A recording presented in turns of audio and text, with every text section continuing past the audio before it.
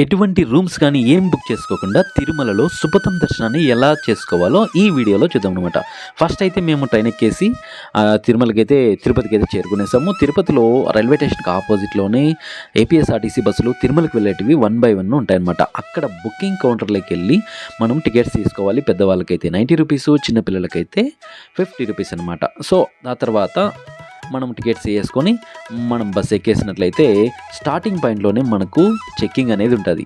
So అక్కడ అన్నీ కూడా మనం అందరూ దిగేయాలి. సో మన దగ్గర ఉన్నటువంటి బ్యాగ్స్ కానీ ఏదైనా సరే అన్నీ అక్కడ చెక్కింగ్ అనేది ఉంటుంది. సో ఆ చెక్ చేసిన తర్వాత మనకు మళ్ళీ అవి ఇచ్చేస్తారు. మనం ఏ బస్సులో అయితే వచ్చామో ఆ నెంబర్ గుర్తుపెట్టుకొని మళ్ళీ అదే బస్సులోనే అందరూ ఎక్కేయాలన్నమాట. సో ఇక్కడ మేమైతే ఇట్లా చూడండి, ఇక్కడ మొత్తం చెక్కింగ్ అనేది చేశారు. సో అన్ని బస్సులు చెక్కింగ్ అనేది ఉంటుంది. సో ఇక్కడ ఎక్కేసిన తర్వాత ఇంకా మేము కొండపైకి వెళ్తున్నాం అనమాట. సో ఇక్కడ రైల్వే స్టేషన్ నుంచి మేము వస్తున్నాం కాబట్టి మేము ఎక్కడికి వెళ్తామంటే తిరుమలలో 2 బస్ స్టాప్లు ఉంటాయి. ఒకటి బాలాజీ బస్ స్టాండ్, ఇంకొకటి రామ్ బగీచా బస్ స్టాండ్. మేము ఇప్పుడు వచ్చింది రామ్ బగీచా బస్ స్టాండ్. ఒకవేళ మీరు తిరుపతి బస్ స్టాప్ నుంచి వచ్చారనుకోండి, బాలాజీ బస్ స్టాండ్కి వస్తారు. సో అవి అన్నీ కూడా దగ్గరగానే ఉంటాయి. సో బాలాజీ బస్ స్టాండ్ నుంచి అయితే కొంచెం డౌన్కి, లేదంటే రామ్ బగీచా బస్ స్టాప్ నుంచి అయితే కొంచెం పైకి కొంచెం వెళ్ళినట్లయితే సిఆర్ఓ ఆఫీస్ ఎక్కడ ఉంటుందని అడిగితే అక్కడ ఎవరో ఒకరు చెప్తారు. సిఆర్ఓ ఆఫీస్ దగ్గరికి వెళ్తే అక్కడ కొంచెం ముందుకెళ్తే చాలు, ఒక 10 అడుగులు వెళ్తే చాలు, అక్కడ యాత్రీ సదన్ అని మనకు ఒక పెద్ద భవనం అనేది కనిపిస్తుంది. ఈ యాత్రీ సదన్లో అయితే మనం లోపలికి వెళ్ళి హ్యాపీగా అక్కడ మనం లాకర్స్ ఫెసిలిటీస్ ఉంటాయి. అక్కడ మనం హ్యాపీగా రెస్ట్ తీసుకోవచ్చు. ఎందుకంటే మనం ఎటువంటి రూమ్ బుక్స్ చేసుకోకుండా చాలా సింపుల్గా వెళ్తున్నాం కాబట్టి.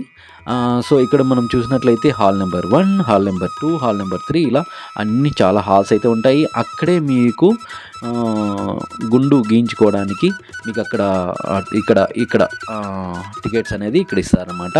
సో ఇక్కడ టికెట్స్ తీసుకొని మనం అక్కడ మన తలనీలాలు సమర్పించుకోవచ్చు. తర్వాత ఇలా లాకర్ ఫెసిలిటీస్ ఇలా ఉంటాయి. లాకర్స్ ఒక్కోసారి దొరుకుతాయి, లేదంటే దొరకవు. ఆల్మోస్ట్ మనము విలువైన వస్తువులు తీసుకోపోకుండా మన దగ్గరే బ్యాగ్స్ పెట్టుకుంటే చాలా మంచిది. ఇక మేము సుపథం దర్శనానికి బయలుదేరేసాము. సో అక్కడి నుంచి యాత్రీ సదన్ నుంచి కొంచెం డౌన్ వస్తే ఒక అండర్ గ్రౌండ్ లాగా ఉంటుంది. సో అక్కడ మనం అండర్ గ్రౌండ్లో దూరి వెళ్ళాలన్నమాట. అక్కడ వెళ్ళేటప్పుడు ఇంకా తెలుసు కదా, మన వాళ్ళు ఏదో తినాలన్నారు కాబట్టి బొరుగులు కనిపించగానే మన వాళ్ళకి నోరూరింది. సో అక్కడ బొరుగులు తీసుకొని లాగిచ్చారు. ఇక్కడ చూసినట్లయితే సుపథం శ్రీవారి ఆలయం, ఇక్కడ 300 రూపీస్ దర్శనం. సో ఇదంతా ఒకే రూట్ అనమాట. సో విఐపి దర్శనానికి, తర్వాత సర్వదర్శనానికి, సుపథానికి అంతా ఒకటే అనమాట. సో ఇలా వెళ్తూ అండర్ గ్రౌండ్లో దూరి బయట వచ్చినట్లయితే సో ఇలా షాప్స్ అన్నీ మనకు అక్కడ మనం కొంచెం లెఫ్ట్ తీసుకోవాలి. లెఫ్ట్ తీసుకుంటే ఇక్కడ ఐడెంటిఫికేషన్ కోసం నేనేం చెప్తానంటే, ఇక్కడ పక్కన బిల్డింగ్కి సప్తగిరి గ్రామీణ బ్యాంక్, ఇది చూడండి, సప్తగిరి గ్రామీణ బ్యాంక్ అనేది బోర్డు ఉంటుంది. అలాగే కింద కూడా భారతీయ స్టేట్ బ్యాంక్ అని రాస్తుంటారు అనమాట. సో అక్కడ కొంచెం ముందుకెళ్ళి మళ్ళీ రైట్ తీసుకుంటే ఇక మొత్తం షాప్సే ఉంటాయి. ఆ షాప్స్ నుంచి అట్లా వెళ్తూ ఉంటే మనకు మళ్ళీ లెఫ్ట్ తీసుకోవాలన్నమాట. సో లెఫ్ట్ తీసుకొని మనం వెళ్తూ ఉంటే మనకు చాలా వరకు ఆల్మోస్ట్ షాపులు, తర్వాత మొత్తం అంతా బిల్డింగ్ అంతా షాపులే ఉంటాయి. చూడండి, ఇక్కడ ప్రతి చోట ఎక్కడ చూసినా కూడా షాపులే ఉంటాయి. ఇక మనం లేడీస్తో పోయామంటే మన పని గోవిందా కాబట్టి. సో ఇక్కడ ఇంకా మనము సర్వదర్శనానికి వెళ్ళే రూట్లోనే అలా ముందుకెళ్తుంటే ఇక్కడ రాసింటారు, పక్కన బోర్డ్స్ కూడా ఉంటాయి. సర్వదర్శనం టోకెన్ లేని భక్తులకి వెళ్ళే ప్రదేశము, తర్వాత 300 రూపీస్ దర్శనం ఇలా ఉంటాయి. సో ఇలా వెళ్తున్నప్పుడు మనకు అక్కడ కుడి చేతి వైపు సుపథం అని బోర్డు పెద్దగా ఉంటుంది. సో అక్కడ మనం లోపలికి ఎంట్రీ చేసినట్లయితే అక్కడ చాలా వరకు సుపథానికి వెళ్తుంటారు అనమాట. సుపథం టైమింగ్ వచ్చేసి మార్నింగ్ 10 నుంచి ఈవినింగ్ 6 వరకు అనమాట. ఒక్కోసారి 5 అంటారు. మేము వెళ్ళినప్పుడు రథసప్తమి అనేది స్టార్ట్ అయింది. సో అందుకే మాకు ఆ రోజు 6:30 వరకు అలో చేశారు. ఇక్కడ చూడండి, ఇక్కడ సుపథం అని బోర్డు ఉంది కదా, ఇక్కడ నుంచి మెయిన్ టెంపుల్ అనేది చాలా దగ్గర అనమాట. సో ఇక్కడ మా దగ్గర ఉన్నటువంటి సెల్ ఫోన్స్, తర్వాత లగేజీ ఇక్కడ కౌంటర్లో అయితే పెట్టేశాము. ఇక దర్శనానికి వెళ్ళిపోయాము. 7కి వెళ్ళాము, 8:30కి అంతా బయట వచ్చేసాము. సో మేము వచ్చేసరికి నైట్ అయిపోయింది. సో ఈవినింగ్ వెళ్ళాం కాబట్టి నైట్ అయిపోయింది. ఇంకా మొత్తం మంచు పడుతోంది కాబట్టి సో మళ్ళీ నేను యాత్రీ సదన్ దగ్గరికి వెళ్తున్నాను. అక్కడ మధ్యలో అయితే హెచ్డిఎఫ్సి బ్యాంక్ అనేది ఉంటుంది. దాని పక్కనే మన వెంకీ అనేది చాలా చాలా అద్భుతంగా కనిపించాడు.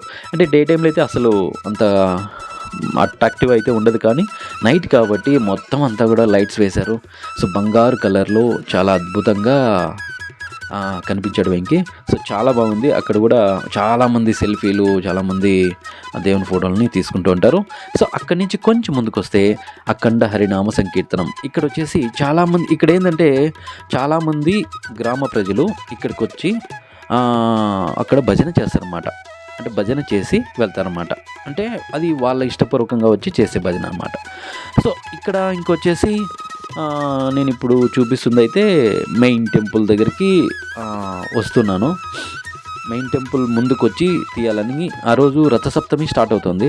సో అందువల్ల ఇది మనకు అక్కడ కనిపిస్తుంది అయితే మెయిన్ టెంపుల్ అనమాట.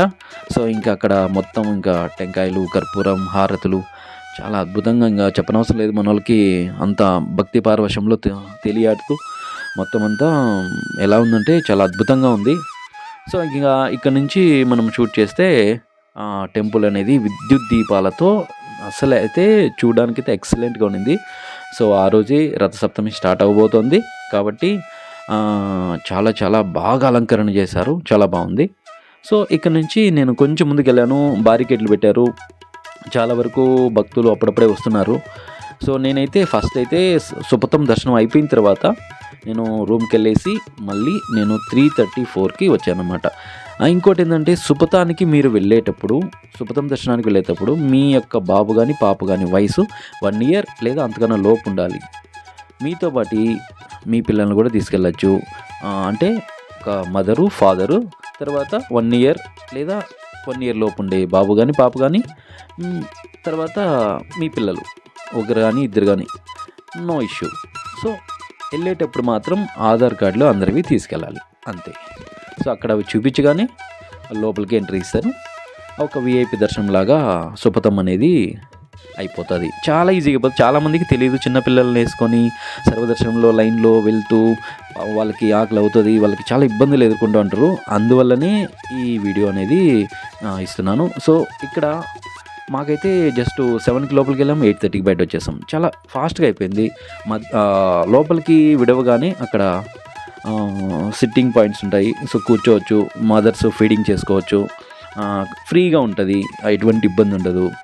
సో ఇక్కడ చూసినట్లయితే స్వామివారి రథసప్తమి అనేది స్టార్ట్ అయిపోయింది. టైం వచ్చేసి మార్నింగ్ 5 అవుతుంది. సో స్వామివారిని అప్పుడే ఊరేగింపు చేస్తున్నారు. నేను మ్యూట్ పెట్టాను కాబట్టి వీడియో ఇక్కడ మీకు సౌండ్స్ రాలేదు, కానీ సో గోవిందా గోవిందా అని ఇంకా మొత్తం అయితే మార్మోగిపోయింది. చాలా చాలా అద్భుతంగా ఉంది. అక్కడ రాశారు చూడండి, శ్రీవారి రథసప్తమి.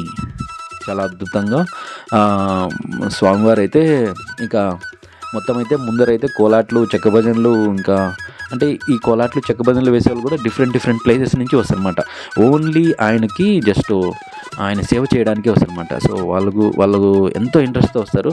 సో అక్కడ వైట్, నెక్స్ట్ ఆ కలర్స్ ఉన్న మొత్తం వాళ్ళంతా కూడా అక్కడ కోలాట్లు, చెక్క భజనలు చాలా చాలా అద్భుతంగా వేస్తూ స్వామివారిని ఊరేగిస్తూ తీసుకెళ్తున్నారు. అసలు చూడడానికైతే ఇంకా పండగ.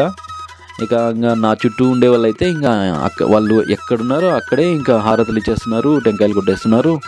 ఇంకా అసలు భక్తి పారవశంలో తేలియాడిపోతున్నారు. ఇంకా మన వాళ్ళ గురించి చెప్పనవసరం లేదు కదా. సో కాబట్టి మొత్తం అయితే చాలా చాలా అద్భుతంగా ఉన్నది చూడడానికి. ఇంకా దగ్గరికి ఇంకా దగ్గరికి పోయింది, చాలా బాగుండేది.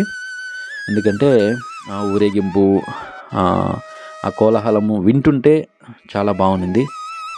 సో ఇలా స్వామివారి ఊరేగింపు అయితే ఇలా చేస్తూ స్టార్ట్ చేశారు 5 నుంచి. సో 5 అవుతుంది. సో నైట్ కాబట్టి గుడి కూడా విద్యుత్ దీపాలతో చాలా చాలా అద్భుతంగా ఉన్నింది. ఇంకా అది మీరు డే టైంలో చూస్తే అంతేమీ ఉండదు, ఎందుకంటే నైట్ అయితేనే మీకు అంత అట్రాక్టివ్ ఉంటుంది. సో డే టైం కూడా చూపిస్తాను. సో సుపథం ఇది మెయిన్ ఏమంటే సుపథం దర్శనానికి చాలా ఈజీగా ఎలా వెళ్ళాలి అనేది, మేము ఎలా వెళ్ళాము అనేది చెప్తున్నాను. సో ఎవరైనా మీరు ఎప్పుడైనా చిన్నపిల్లల్ని వేసుకొని, ఇది వచ్చేసి ఇంకా తెల్లవారి అనమాట. సో తెల్లవారిపోయింది, అప్పటికి అరౌండ్ టైం వచ్చేసి 9 అవుతుంది.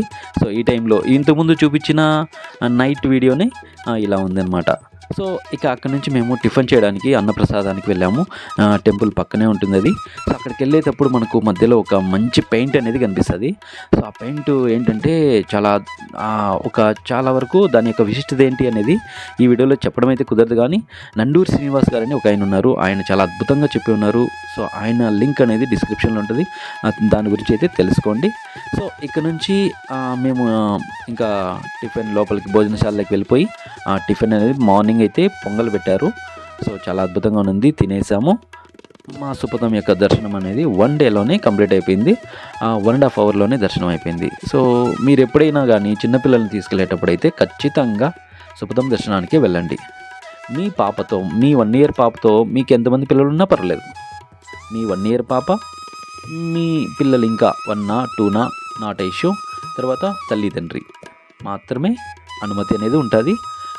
సో హ్యాపీగా వెళ్ళి మీరు ఎటువంటి ఇబ్బంది పడకుండా, అంత మదర్సు పిల్లలతో కలిగిన పేరెంట్సే వెళ్తుంటారు కాబట్టి పోగానే స్టార్టింగ్ పాయింట్లోనే సిట్టింగ్ ఏరియా ఉంటుంది. సో హ్యాపీగా మీరు ఫీడింగ్ చేసుకోవచ్చు. చాలా ఈజీగా కూడా వెళ్ళేసి ఫాస్ట్గా వచ్చేయచ్చు. ఇకపైన ఎప్పుడైనా వెళ్తే పిల్లలతో సుపథం దర్శనానికి వెళ్ళి ఈ యొక్క అవకాశాన్ని వినియోగించుకోండి. సో అనవసరంగా సర్వదర్శనాల్లో వెళ్ళి చాలా ఇబ్బందులు అయితే ఎదుర్కోదండి. సో సుపథం దర్శనానికి వెళ్ళి ఇంకా తెలియని వాళ్ళకు కూడా చెప్పండి. సో విన్నందుకు ధన్యవాదాలు. Thank you so much.